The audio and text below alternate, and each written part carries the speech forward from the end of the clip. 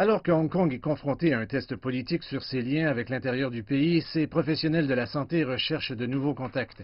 Les visites de l'Association médicale de Hong Kong sont une tradition qui dure depuis une dizaine d'années.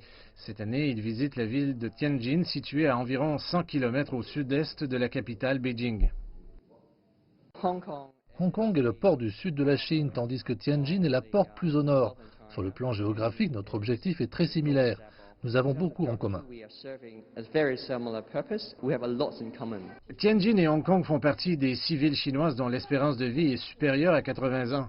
En plus des problèmes communs liés au vieillissement, M. Lam explique que Hong Kong devrait tirer les leçons de la communication plus transparente de Tianjin entre les secteurs publics et privés, notant que cette efficacité est moindre à Hong Kong. Mais la partie continentale n'a pas été construite en un jour.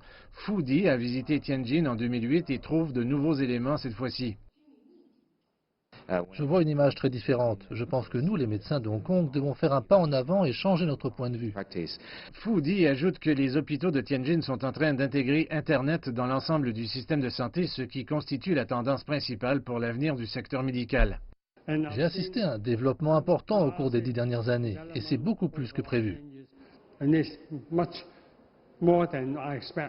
Néanmoins, les délégués de Hong Kong estiment que la région est excellente en matière de technologie médicale et de culture de recherche. Mais étant donné le grand nombre de patients et l'évolution des installations et des techniques médicales dans la partie continentale, un apprentissage mutuel peut être bénéfique pour les deux endroits. Nous ne sommes pas au sommet. Nous devons nous voir et ne pas penser « je suis toujours supérieur ». C'est donc quelque chose que les Hongkongais doivent comprendre. C'est le message fort. Je pense que la plupart des villes dans lesquelles je suis allé sont très disposées à coopérer avec les médecins de Hong Kong en matière d'échange de techniques, de résultats de recherche et d'échange d'enseignement.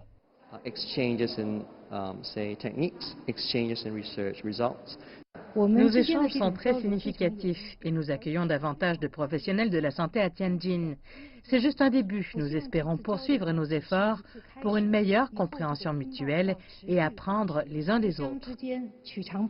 Selon Mme Liu, dans une semaine, la plus récente section de l'hôpital à Tianjin rouvrira après la construction, un nouveau chapitre du développement médical de la ville et une nouvelle réception pour accueillir ses homologues de Hong Kong.